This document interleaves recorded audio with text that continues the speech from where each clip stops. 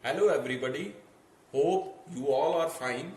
Today we are going to start one important topic in nuclear physics, that is compound nuclear reaction.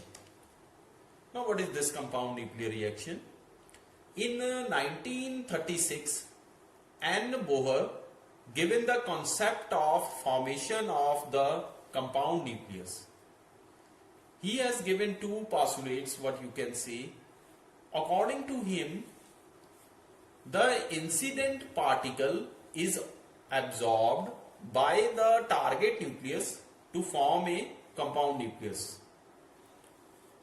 Then the compound nucleus disintegrated by emitting a particle like proton, neutron, alpha particle, etc.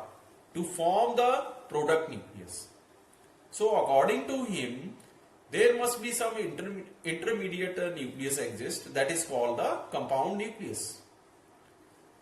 So it is this type of nuclear reaction is basically a two-step process.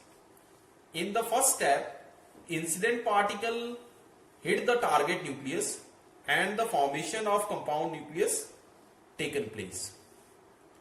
In the second step, this compound nucleus give rise to what? Product nucleus plus some outgoing particle. So if you can understand on the basis of this equation, A plus X, where A is the projectile, X is the target nucleus. When this A projectile hit the target nucleus, this intermediate C, which C indicates the compound nucleus, is formed. This star indicates the excited state. So this compound nucleus, which is in excited state, give rise to product nucleus, this Y, plus some outgoing particle B. Now understand the terminology of formation of this compound nucleus. Actually, the lifespan of compound nucleus is 10 raised to the power minus 6 seconds. So this is very small. You can say it does not remember how it is formed, hence it cannot be correctly predicted as to which type of particle will escape from the compound nucleus. So you cannot predict what kind of particle will escape from this compound nucleus. It may decay in number of ways. For example, you can take this example. In this example, aluminum is the target nucleus. This proton act as a projectile. This proton hit the target nucleus, aluminum. During this reaction, compound nucleus silicon is formed, and this star indicate it is in the excited state. Now the time span, or you can say the lifespan of this compound nucleus is 10 raised to the power minus 6 seconds. So very short time it exists. Now it decay in number of ways. You can see first way is that from this compound nucleus silicon is formed and emission of gamma rays taken place.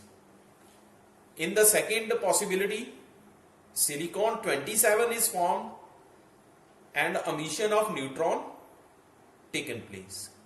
In the third probability, product nucleus aluminum is formed and the emission of proton is taken place. In another possibility, aluminum 26 is formed and neutron is the outgoing particle.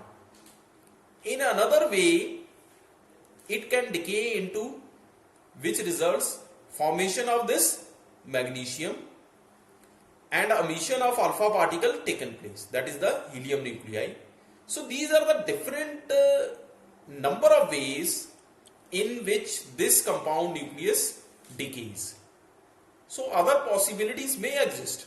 So you cannot predict in which type of particle is basically emitted from this compound nucleus and the formation of even the product nucleus.